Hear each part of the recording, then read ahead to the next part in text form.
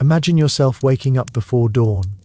There's a chill in the air, and the faintest thread of mist hangs over the fields. Your home is a small hut made of packed earth, its roof thatched with straw and patched from years of rain. You pull yourself from a straw mat, your body stiff from yesterday's labor. You've been awake before the sun so many times that your body no longer waits for light to rise. You move quietly, there's no time to linger.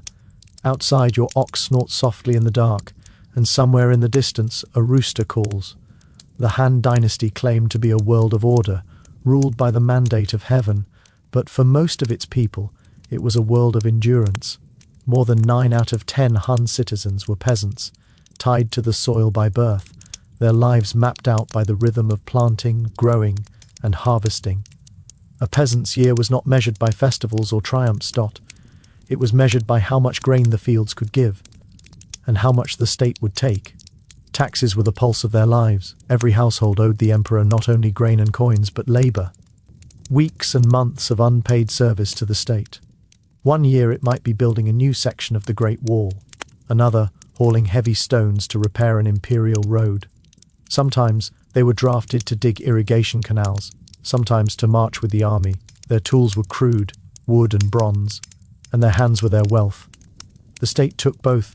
You can imagine the sound of hundreds of men digging, the dull rhythm of shovels striking soil, the wind carrying dust across the plain. There was no glory here, only repetition, work without end, day after day, year after year. The bureaucrats in distant cities called it curve labor, a polite word for exhaustion. When the Han rulers looked down from their palaces, they saw a well-ordered world. But in the villages, life was ruled by anxiety. The harvest might fail, a flood might wash away the crops, or locusts might descend in the summer. Even then, the tax collectors would come. They came with scrolls and abacuses, measuring out what each family owed, indifferent to hunger or weather. To fall short meant punishment, or debt so deep that one's children might be sold to pay it. The winter months were harsh and unyielding.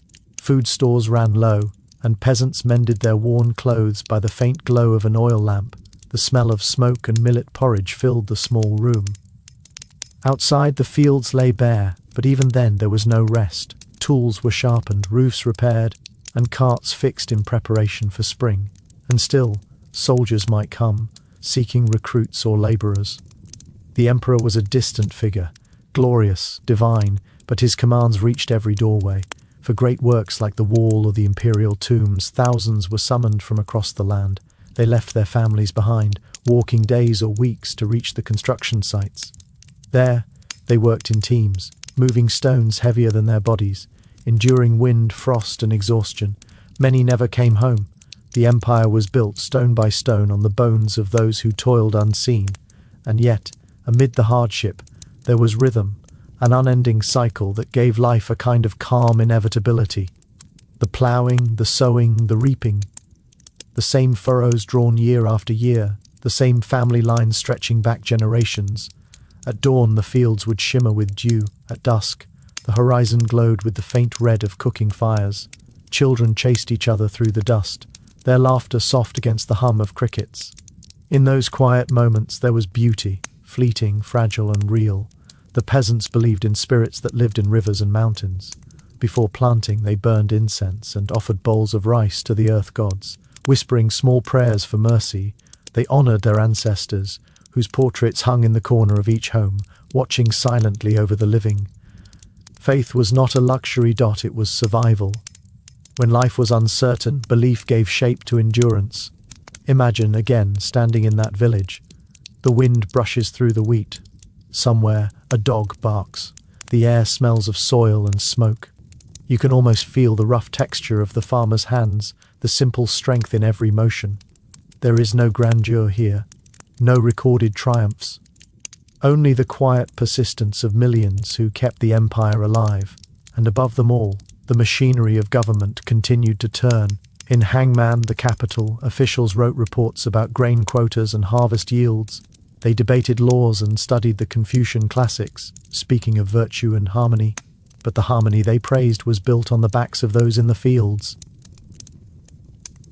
It is easy now to romanticize the Han as a golden age of silk, paper, and philosophy. But beneath the golden light of history lies the soft shadow of human toil. Without the peasants, there would have been no palaces, no scholars, and no armies. Their sweat became the mortar of the dynasty itself, and yet, for most, their names were never recorded. They passed through history like ripples in a river, seen for a moment, then gone. Their reward was not recognition, but survival. One more harvest, one more winter endured.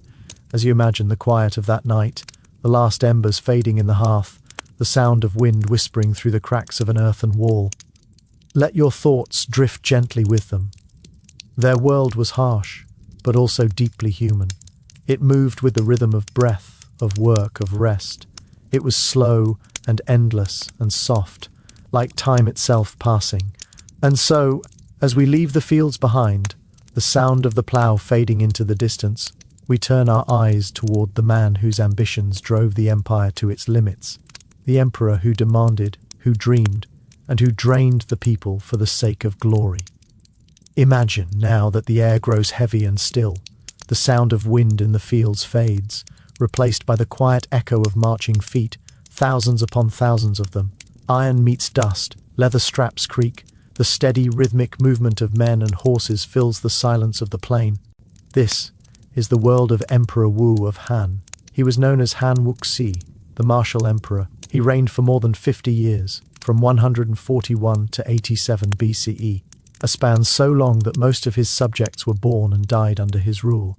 Where his predecessors had ruled with caution, Emperor Wu dreamed of greatness. He wanted to make the Han Dynasty eternal, vast, unshakable, and feared by all who lived beyond its borders. But dreams of empire are rarely gentle ones. When Emperor Wu ascended the throne, he was only 16 years old. His court was a place of scholars and elders who preached moderation, patience, and the Confucian ideals of balance. Yet even in those early years, the young emperor's eyes turned outward, to the lands beyond the northern frontier, where the nomadic Xingu tribes roamed the steppe. They were skilled horsemen, fierce and elusive. For decades they had raided Chinese villages, demanding tribute and trade in exchange for peace. To many, the arrangement seemed practical. To Emperor Wu, it was humiliation. He began to build armies unlike any the Han had seen before, vast, disciplined, supplied by an expanding bureaucracy that stretched across the empire. Granaries were filled not to feed the hungry, but to sustain soldiers. Smiths worked night and day, forging blades and spearheads, shaping arrow shafts, repairing armor. And so, as peasants toiled in the fields, their grain was measured not by how it would fill their bellies, but by how many soldiers it could feed. The emperor's generals rode north and west, into lands few Han soldiers had ever seen. The wind there was sharp, the sky unbroken and wide. Marching across the steppe was slow, and water scarce. Entire units perished not from battle, but from thirst and cold. Still, Emperor Wu pressed forward. He believed that destiny itself favored him, that the empire must expand no matter the cost. You can picture the slow advance of the army, and endless line of men and horses moving like a wave across the land, the sound of drums and banners snapping in the wind, the distant glint of sunlight on bronze. When they reached the enemy, the clash was brief and terrible, and then silence again, broken only by the sight of the wind through the grass. Back in the heart of the empire, news of victories arrived with great ceremony. Messengers rode through city gates bearing scrolls wrapped in silk. Courtiers bowed deeply as the emperor's conquests were proclaimed. Temples filled with incense, and the people were told that heaven had blessed the Han once more. But each victory came with a cost that no announcement could hide. The treasury thinned, taxes rose higher still, villages emptied of men, fathers did not return from the frontier, mothers waited, season after season, growing old by the hearth. Children took up their father's tools, too small for the work. In time, Emperor Wu's ambitions grew beyond war alone. He sought to understand the heavens that guided his reign. He invited scholars, astrologers, and mystics to his court. They debated omens, studied stars, and wrote long treatises on the will of heaven. The emperor himself performed grand rituals, offering jade and silk to unseen powers. He wanted not only to rule men, but to master fate itself. In his palace, life moved to a different rhythm. Marble floors and painted walls reflected candlelight that never dimmed. The sound of music floated from distant chambers, soft flutes, slow drums.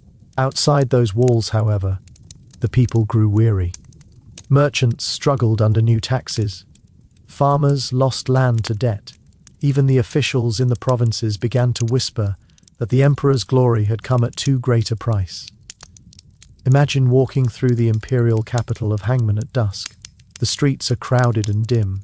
Smoke from cooking fires drifts above rooftops. Soldiers, tired from long campaigns, move quietly through the city gates, their armor dulled by travel.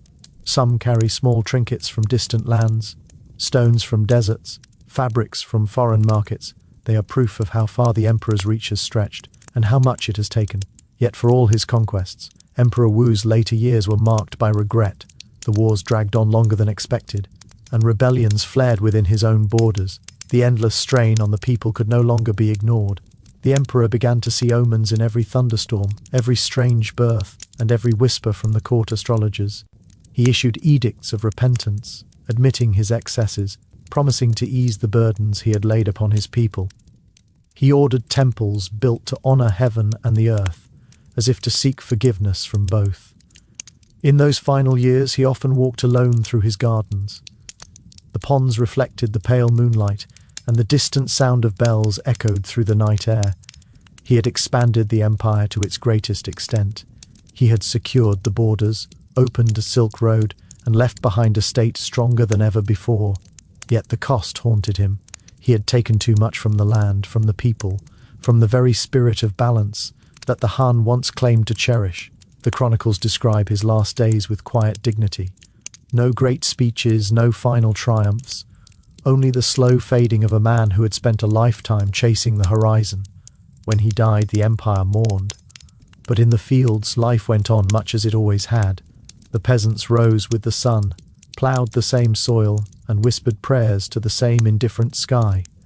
And so the cycle continued, ambition above, endurance below. The emperor's name would be carved into stone, remembered for generations. But the men who fought his wars would vanish into the earth, their stories scattered like dust on the wind. As you listen, imagine the sound of that wind, moving softly through the plains. It carries the echoes of distant drums, fading now into memory. The empire rests for a moment, tired, triumphant and uncertain, and in that stillness we turn from war and power to something quieter, something buried deep beneath the soil and silence of centuries. For in the tombs of the Han, the emperors and nobles sought to preserve not their conquests but their souls. They dreamed of immortality and covered their bodies in jade. Imagine the world slowing down.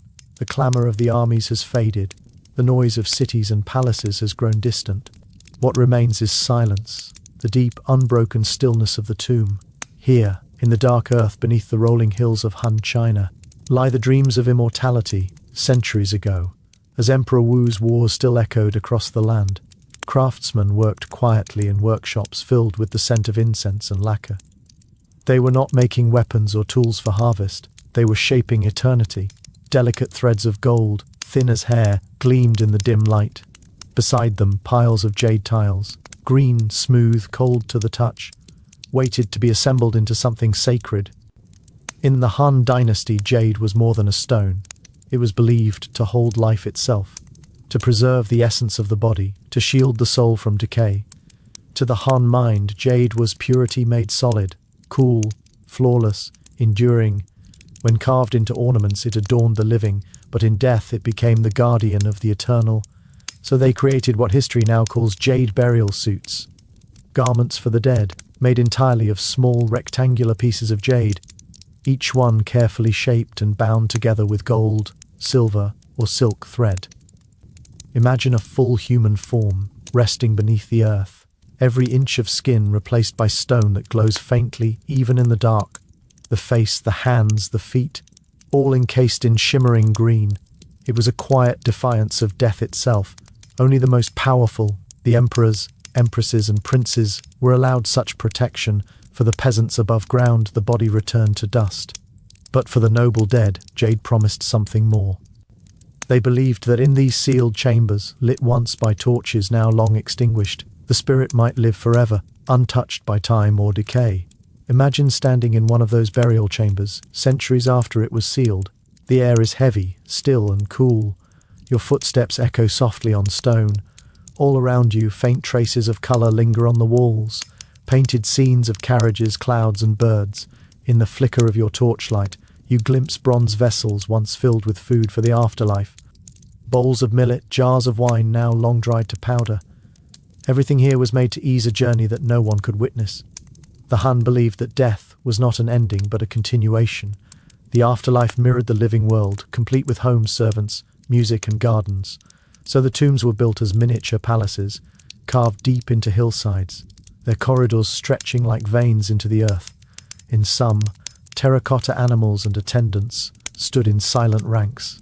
In others, wooden chariots rested in alcoves, their wheels long since rotted away. Archaeologists who later uncovered these tombs spoke of the eerie peace that filled them. Even after 2,000 years, the air seemed to hum with stillness. Objects that once belonged to laughter and music now lay perfectly quiet, preserved by the dry soil, and at the center of it all, always, was jade. Jade had a texture unlike any other stone, smooth, almost soft under the fingertips. It was said to hold the breath of mountains and the soul of rivers. In Han poetry, jade symbolized integrity and virtue. In ritual, it was purity itself. When nobles were buried, pieces of jade were placed in their mouths, their hands, and over their hearts, to keep the spirit contained, to ensure that the life within would not drift away. And then there were the full suits, like the one found in the tomb of Prince Liu Sheng and his wife, Princess Du Wan. Each suit contained more than 2,000 pieces of jade, connected by gold wire so fine it glinted like strands of sunlight. It took years to complete and countless artisans to craft. Even in death, status mattered. Gold thread was for the imperial family, silver for nobles, copper for lesser lords, silk for those of merely respectable birth. The material of the thread reflected one's worth before heaven. You can almost imagine the slow, careful process. A craftsman polishing each jade tile, another threading them together, their hands steady despite the long hours. There is no rush here, no noise, only patience, the quiet repetition of labor in the service of eternity. Outside, seasons changed. Dynasties rose and fell, but beneath the ground, the jade men slept on. Over the centuries, the earth shifted and settled. Roots grew down through cracks in the stone, moisture crept in, yet the jade endured, untouched. The bodies it protected turned to dust, but the suits remained, pale green ghosts of the people they once enclosed. When they were finally uncovered, the world above had changed beyond recognition, but the message within them was as clear as it had been 2,000 years before, that humanity, no matter the age or empire, cannot bear the thought of vanishing completely. For the Han elite, immortality was not just a belief, it was an expectation. They saw the emperor as the son of heaven, bound to the eternal order of the cosmos. To die, therefore, was not to end, but to ascend into a world that mirrored their own power and refinement. Every object buried beside them carried meaning. A bronze mirror to light the way, a jade cicada to symbolize rebirth, a bronze bell to call the spirit home. And yet, there is something deeply quiet in these tombs. A loneliness that even jade cannot erase. No sound, no movement, just the weight of time pressing gently down. Perhaps, in some distant way, the jade men found their immortality not through spirit, but through the eyes of those who later discovered them. We remember them, and in that remembrance they live again. Imagine the light dimming, the tomb receding into shadow, the walls grow distant, the silence deepens. You step backward through centuries, leaving the sleeping princes undisturbed. Above ground, the air feels lighter again. The sun has risen and fallen countless times since those chambers were sealed. Life has gone on. Peasants still ploughing, soldiers still marching, scholars still writing. And speaking of scholars, in the next part of our journey, we move from tombs and death to the stillness of ink and paper. We leave behind the dark earth for bright courtyards and quiet pavilions. There, among bamboo scrolls and teacups, another kind of life unfolded. refined, distant, peaceful. It was the life of those who never touched the plough or the sword, whose strength lay instead in thought, poetry, and the calm precision of brush and mind. Let us step softly now and follow the path toward the scholar's world. Imagine now the hush of a garden just after dawn. Mist lingers over a pond where lotus leaves float motionless. The faint drip of water echoes from a bamboo pipe. A few sparrows stir in the eaves of a tiled roof. Beyond the pond, a pavilion stands open to the morning air, its floor polished smooth by time, its walls lined with scrolls and brushes. This is where the scholar lives. While peasants bent beneath the sun and soldiers marched into the dust, the scholars of Han China lived in a world shaped by thought. Their tools were not ploughs or swords, but words, delicate, deliberate, and powerful. To them, knowledge was the highest virtue, and order began not in the fields or palaces, but in the quiet discipline of the mind. The Han Dynasty had made learning sacred. Confucianism, once merely a philosophy, had become the guiding heart of the state. It taught that harmony came from understanding one's place in the grand pattern of the world. Ruler and subject, parent and child, teacher and student, each bound by duty and respect. To serve wisely, one must first read deeply. And so, across the empire, schools were founded, scrolls were copied, and bright young men studied by the light of oil lamps, dreaming of passing the imperial examinations that might lift them into the ranks of officials. Imagine one such scholar sitting cross-legged before his desk. A cup of green tea cools beside him. The faint smell of ink fills the air, a mixture of soot, pine resin, and patience. He dips his brush into the inkstone, draws it slowly upward, and writes upon a sheet of bamboo slats tied together with silk. Each stroke is deliberate, flowing, and calm. To watch him is to witness stillness itself given form. Outside, the world continues in its quiet rhythm. The gardener sweeps the courtyard, leaves rustling softly. From the kitchen comes the faint clatter of clay bowls. Somewhere beyond the walls, the laughter of children drifts in on the breeze. Yet within the scholar's pavilion, all remains measured and serene. Time moves differently here, like a slow river, unhurried, clear. In this world of ink and thought, life is not without its burdens, though they are gentler ones. The scholar must obey the emperor, yet also advise him. He must serve with integrity even when power tempts him toward corruption. He is expected to embody virtue, modesty, patience, sincerity. His reward is not wealth or fame, but the quiet satisfaction of order maintained. Evenings in the pavilion are peaceful. As the sun sinks behind the hills, the light turns golden and soft. The scholar sets down his brush and steps into the garden. He listens to the frogs beginning to call from the pond. He watches the lanterns flicker to life along the veranda. In that gentle twilight, he finds something the emperor and peasant alike rarely knew: contentment. He is far from hunger, far from war. His life, though bound by duty, moves with grace.